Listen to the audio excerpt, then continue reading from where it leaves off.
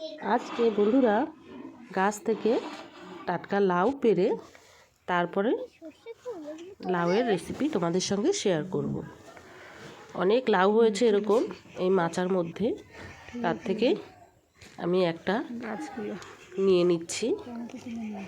দেবরা তো সর্ষে ফুল তোলার জন্য ব্যস্ত, সঙ্গে কয়েকটা ধনেপাতাও তুলে নিচ্ছি। লাউয়ের সঙ্গে ধনেপাতা একদম খুবই ভালো যায়। এবার আমি চিংড়ি মাছটা বেছে নেব। বেছে নিয়েছি, লবণ হলুদ মাখিয়ে নিয়ে সর্ষের তেলে আমি চিংড়ি মাছটা ভেজে নেব। চিংড়ি মাছটাকে তেল গরম হয়ে গেছে, দিয়ে দিলাম। হালকা হাতে একটু ভেজে নেব।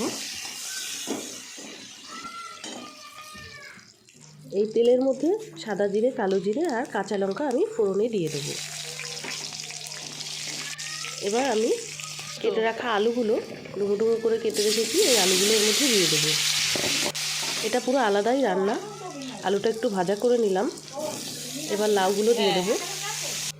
লাউ আমি জল দেব না, এইভাবেই আমি নুন হলুদ দিয়ে কিছুক্ষণ কষিয়ে দিয়ে ভালো করে নাড়াচাড়া করে এই লাউ আমি ঢেকে ঢেকে রান্না করব। মিশিয়ে দিচ্ছি, এবার ঢেকে দেব। এই লাউটা পুরো সিম বাড়িয়ে দেব। বাড়িয়ে দিয়ে আমি এবার চিংড়ি মাছগুলোকেও দিয়ে দিলাম। এভাবে ঢেকে ঢেকে দিলে লাউ থেকে যে জলটা বের হয় সেই জলটাতেই রান্না হয়ে যায়। আবার আমি ঢেকে 10 মিনিট রান্না করব। তো এখন দেখো ভালো মতো সেদ্ধ হয়ে গেছে, খুব সুন্দর। এখন আমি জিরে ধনে ভাজা গুঁড়োটা দিয়ে দেব। গুঁড়োটা দিয়ে কিছুক্ষণ মিশিয়ে দিয়ে আমি ধনেপাতা দিয়ে তরকারিটা নামিয়ে নেব। এরকম সবজি গরম গরম ভাতে খুব ভালো লাগবে বন্ধুরা।